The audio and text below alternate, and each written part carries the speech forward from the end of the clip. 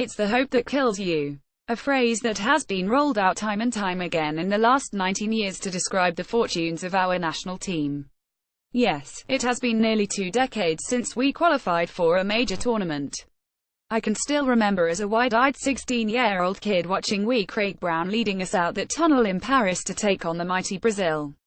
We have had fantastic results in qualifiers in the ensuing time, including beating France home and away, only for us to choke against the likes of Georgia and the Faroe Islands.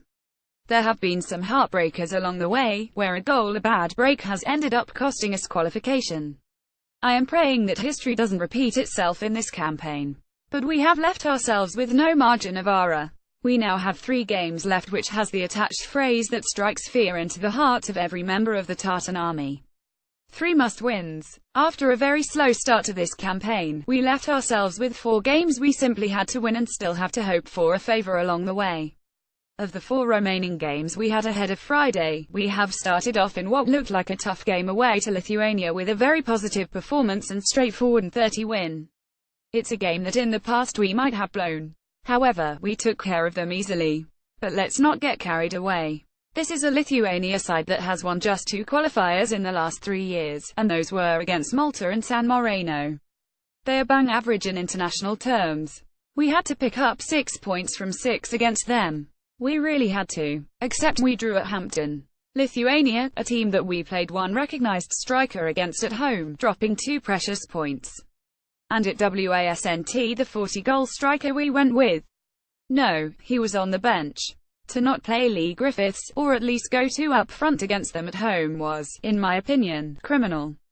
Hopefully it doesn't still cost us. For me, Gordon Strachan is a top-class manager, and I don't see many better out there, or more qualified, to come in and lead our national team. He knows the game inside out. I desperately hope we go on and win our last 3 games to sneak a playoff place, because all the momentum is now with us. We are capable of doing it, but I have always thought that anyway. I am a great believer in the squad of players we have to choose from, but feel we should be doing better than we have been. I expected us to get second place in this group.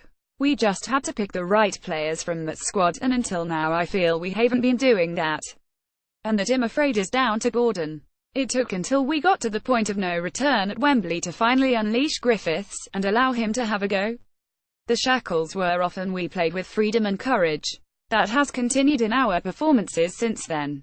Okay, we lost 30 against England, but the performance was very encouraging and finally we looked threatening going forward.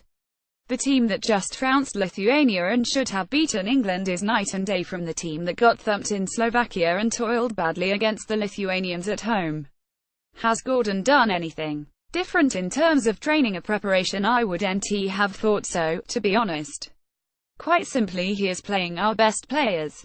He is playing guys who are turning out every week for their clubs and who are in form. It's not down to which club they play for in England or how much they cost. His blind faith and loyalty towards certain guys playing, particularly in the Championship, down south, has been staggering. A league second only in hype to the English Premier League. Guys like Russell Martin, Grant Hanley and Chris Martin, who were mainstays early in the campaign, have been binned in favour of the likes of Christoph Berra, Stuart Armstrong and Griffiths. All guys playing really well every week in our own domestic league. Except probably the unlucky Callum McGregor, Strachan is now picking a team that most people in the country would agree with. The effect of Scott Brown coming back in cannot be underestimated, on and off the pitch. He has been in fantastic form for Celtic and is a man Gordon Strachan trusts completely.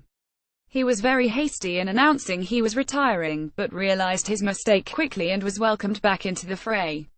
He has made a huge difference in the middle of the park, and though Darren Fletcher is a fantastic player and pro, again he has looked a yard off it at international level for the past year or two, but again, he was another automatic pick. We simply cannot afford any more mistakes for the rest of this campaign if we are to find ourselves in a precious playoff spot. The momentum and confidence is surging within the squad. We do have the players and the manager to get to a major tournament again. But we need to believe it in our hearts. Lesser teams than us have pitched up at the big table in recent years. I just pray that early mistakes and dropped points don't come back to haunt us.